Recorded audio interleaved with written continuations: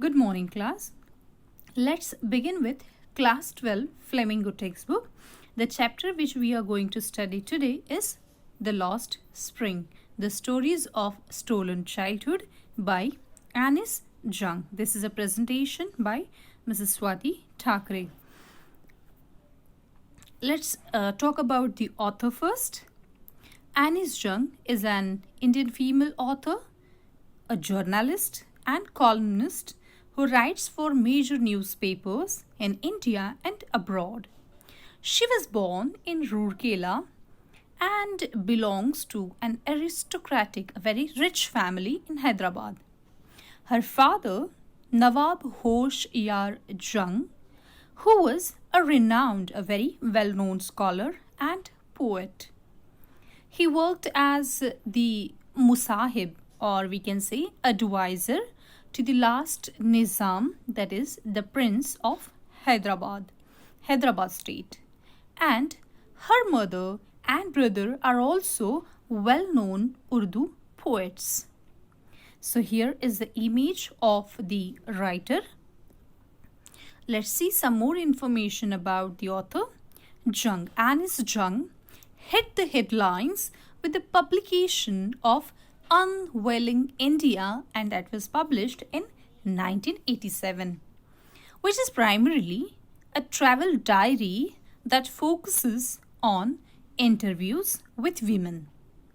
She went on to write many subsequent books on the same topic and talked to women about their everyday lives, and wrote books like Night of the New Moon, Encounters with Muslim Women in India, which was published in 1993, and Seven Sisters, that was published in 1994.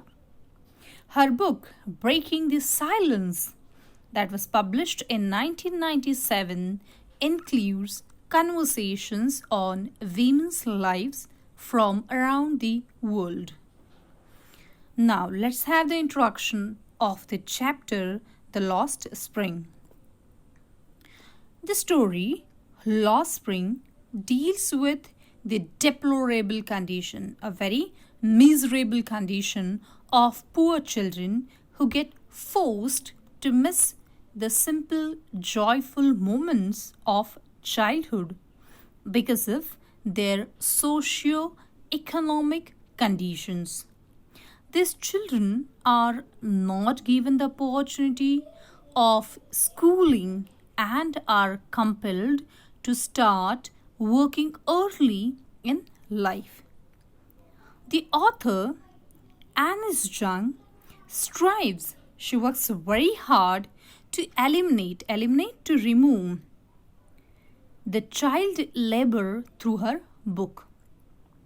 She's trying to remove the child labor, and that's why she is striving hard, she is working hard.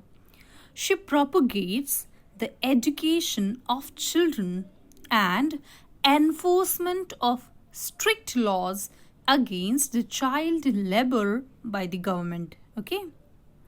The message is to put an end to child exploitation and let all children enjoy their day of the spring and joy. Okay, every child has the right to get education, to enjoy the freedom of childhood, and the writer is working really very hard for these things. Now, if we talk about the characters of the story, there are very two important characters. First one, or in the first part, we have Sahib-e-Alam, who is a rag picker boy. The other story where we find a very important character in the story is Mukesh, who is a son of a bangle maker. Now let's discuss more about the story. The first part of the story tells that the writer's impressions about the life of the poor rag picker.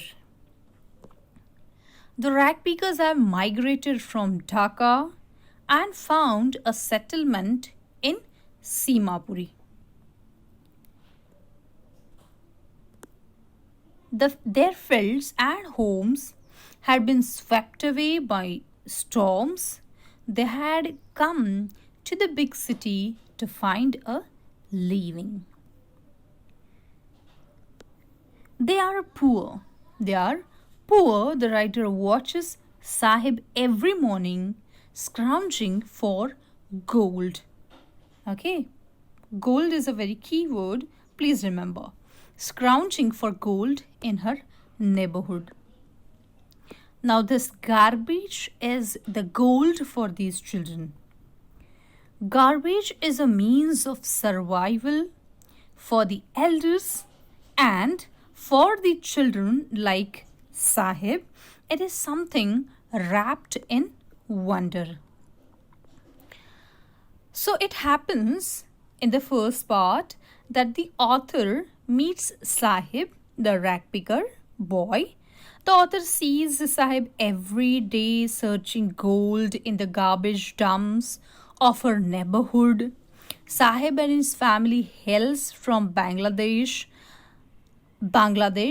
His family left Bangladesh as their fields and homes had been swept away due to flooding caused by storms. They came to India in the hope of finding a better life. The author asks Sahib, why does he doing this job, or why does rag picking, why he is not going to school, why doesn't he go to school? And to this question he replies very smartly that there is no school in his neighborhood, and if it happens that a school is built in his area where he lives in, he would definitely go there. And then author very, in a very casual mode, she promised that, okay, if I open a school, will you be able to join? Will you join that school? And he says, why not? I'm sure I'll join the school.